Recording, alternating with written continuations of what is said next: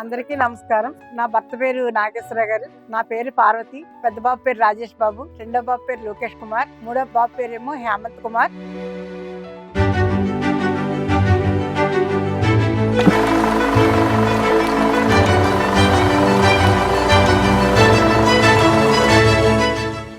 డోక్రాలోని 2012లో join అయ్యానండి. First 5,000 తీసుకున్నాను, తర్వాత 10,000 తీసుకున్నాను, తర్వాత ఏమో 30,000 తీసుకున్నాను, తర్వాత 50,000 తీసుకున్నాను, తర్వాత ₹1,00,000 తీసుకున్నానండి, తర్వాత 2 లక్షలు తీసుకున్నాను.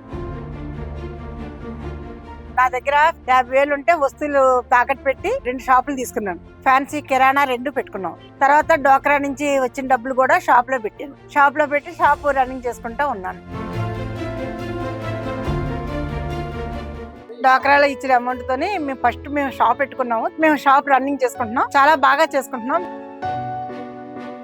ఎప్పుడు షాప్ ముయ్యలేదు. మార్నింగ్ కన్నా ఈవినింగ్ బాగా జరుగుతుంది. ఎప్పుడు కష్టాలు పడలేదండి. కర్రీ పాయింట్ పెట్టినప్పుడు మాత్రం ఫస్ట్ 15 రోజులు మాత్రం కర్రీలు మిగిలిపోయి, రైస్ మిగిలిపోయేది, బిర్యానీ మిగిలిపోయేది, సగం వరకు వేస్ట్ అయిపోయేది. అలాగే మా వేస్ట్ అయిందని కూడా మేము మానలా. అయితే అయిందని చేస్తామంటే బాగా రన్ అయింది. దానిపేట నుంచి ఎక్కడి నుంచి వస్తారు. రాత్రి 11 వరకు కూడా కర్రీకి వస్తారు, భోజనానికి వస్తారు. కర్రీ పాయింట్ మాత్రం బాగా రన్ అవుతుంది.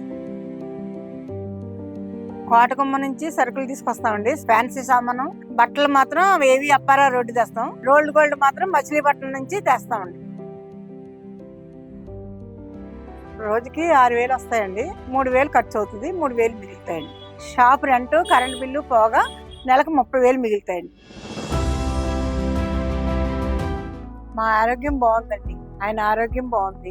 ఆర్థికంగా చాలా బాగున్నాం. ఒకళ్ళ దగ్గర మేము తీసుకోం, ఒకళ్ళ మీద ఆధారపడి లేము. మా కష్టం మీద మేము తింటున్నాం, మా కష్టం మీద మేము ఉంటున్నాం అమ్మా.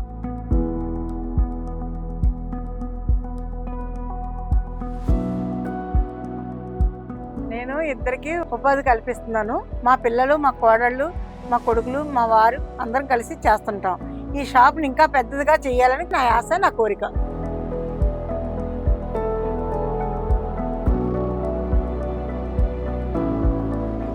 సీఎం గారు నాకు గుర్తించి 50,000 ఇచ్చారు.